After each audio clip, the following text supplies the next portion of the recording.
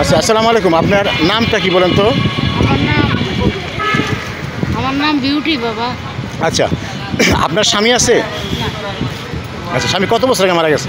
এই তো ধরেন 25-30 বছর দেওয়া হইল। মারা গেছে। আচ্ছা, তো আপনার ছেলে মেয়ে আছে? না, আচ্ছা, তাহলে আপনার বাপের বাড়ি ভিটা আছে? বাবার বাড়ি বিড়া আছিল, ওটা বেচে দামের চিকিৎসা করাইছি, এখন বিড়া উঠে জন আচ্ছা, আপনার আপনার জামাইয়ের বাড়ির ভিটা আছে? না, কিছু হানুই নাই। আচ্ছা, তো আপনার এলাকার চেয়ারম্যান মেম্বার তাদেরকে বলছিলেন? বলছি তো তারা, আমি লিখের চেয়ারম্যান মেম্বারে বলছি, আমি লিখের চেয়ারম্যান মেম্বার পলানো গেছে গা। আচ্ছা, অহনা যে বিএনপির এটা আছে এটা কইছি অহনরা করো না, আমরা চিন্তা আমরা করি। আচ্ছা আচ্ছা, তাহলে আমি মনে করি যে আপনার এলাকার চেয়ারম্যান মেম্বার বা যারা আছে বা ধনবান আছে, যারা বিদেশ থাকে, টাকা পয়সা আছে, সেটা আপনার এলাকার লোকজন আপনাকে সহযোগিতা করবে। ময়মনসিংহ ফুল কি ময়মনসিংহ কোথায়? ফুলপুর। সেই এলাকার মানুষ যারা আছে তারাই করবে।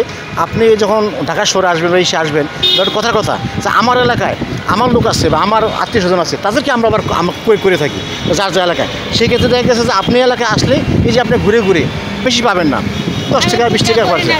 হ্যাঁ, তো এখন হ্যাঁ, তাহলে এর সমস্যা হচ্ছে যে আমাদের দেশের সমস্যা যে আমরা যে এলাকার যে লোক অসহায়, তার জন্য আমাদের যে সমাজ কল্যাণ মন্ত্রণালয় সরকারের ব্যবস্থা থাকা উচিত যে তার স্বামী নাই, সন্তান নাই, কেউ নাই, তাকে কীভাবে আমরা ভিক্ষার হাত থেকে আমরা বাঁচাবো, যাতে কারোর হাত পাততে না হয়।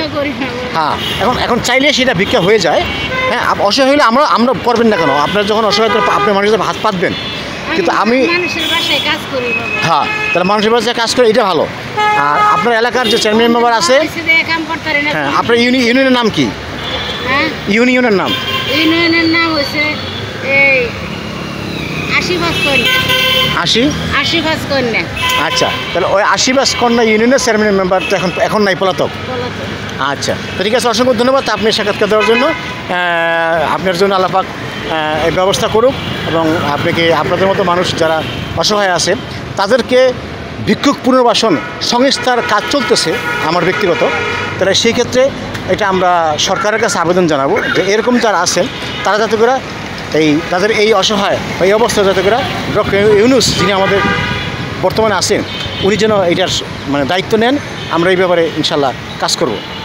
ধন্যবাদ। অনেক বাঁচাও, আল্লাহ তোমার কামাই রুজি করার জন্য তৌফিক দিক বাবা। আমি খুব অসহায়, আল্লাহর কাছে আমি চাইতেছি বাবা, আল্লাহ যদি আমার একটা ব্যবস্থা করতে। আচ্ছা আচ্ছা।